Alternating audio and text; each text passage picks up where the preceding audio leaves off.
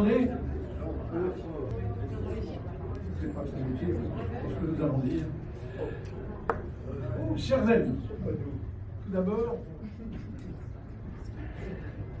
nous allons décerner le 57e prix, 58e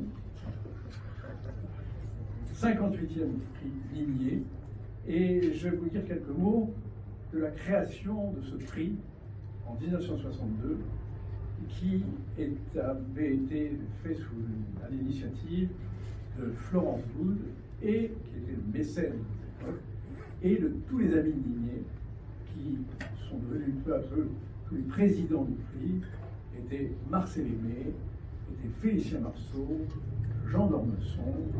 C'est extrêmement prestigieux, et je crois que vraiment, à la fois par ses présidents et par ses lauréats, puisque le premier lauréat a été Patrick Modiano, et il y a eu également Sioran, Bernard Pivot, voilà.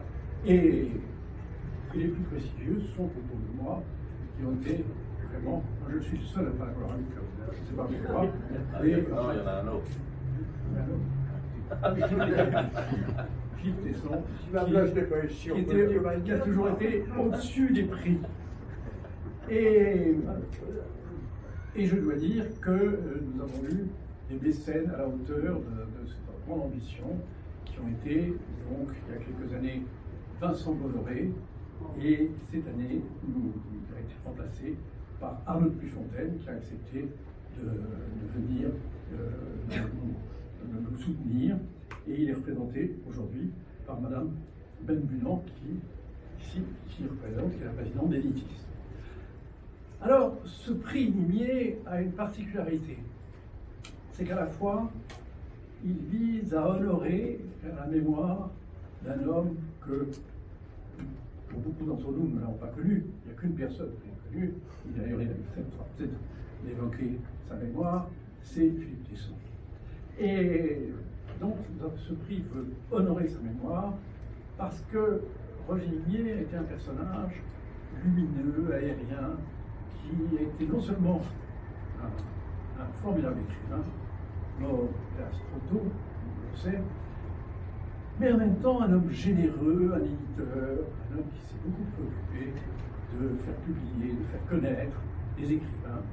Et c'est donc la vocation de ce prix, c'est d'être décerné à de jeunes écrivains. Alors quelquefois, il y a eu des écrivains moins jeunes, comme Sioran, ou comme Bernard Franck, mais en général, c'est notre but, c'est d'essayer de découvrir dans la jeune génération des gens qui méritent d'avoir ce prix.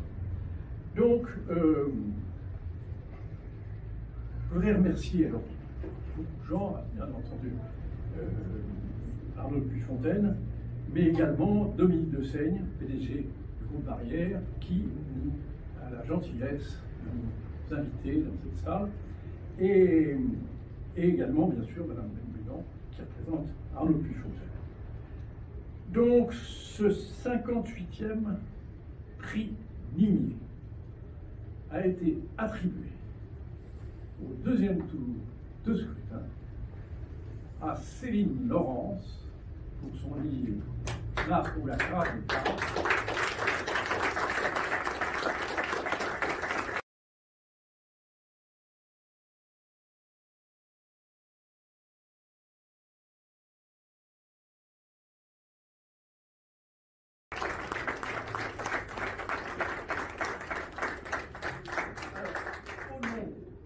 D'Arnaud Puyfontaine, que nous remercions encore, je lui donne ce.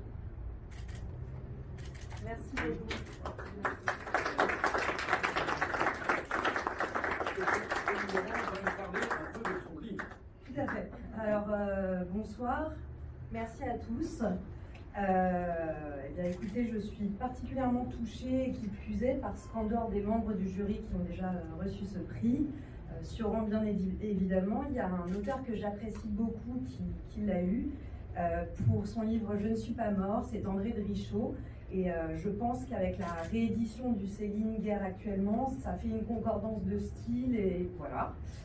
Que vous dire? Bien écoutez, pour paraphraser Céline, grâce à vous, je vais pouvoir payer le gaz, donc c'est super. Et sinon, je suis très touchée parce qu'en fait, j'ai évidemment commencé à lire Nimier étant assez jeune, Le Hussard bleu et puis Les épées par la suite. Mais c'est par un biais personnel en fait que j'ai été amenée à aborder sa littérature ensuite. C'était par le biais d'un monsieur que j'ai rencontré qui s'appelait Massin, au moment d'une collaboration avec les éditions Rue Fromentin, qui est une petite maison d'édition. Et grâce à Massin et à son ouvrage, j'ai pu aborder un point un petit peu différent de Nimier, qui était justement, pour parler du livre, un aspect langagier relativement osé. Enfin, il y avait de l'humour. C'est de la gravité avec de la pudeur, donc avec de l'humour. Je pense, sans faire trop réactionnaire, que l'époque en manque un petit peu.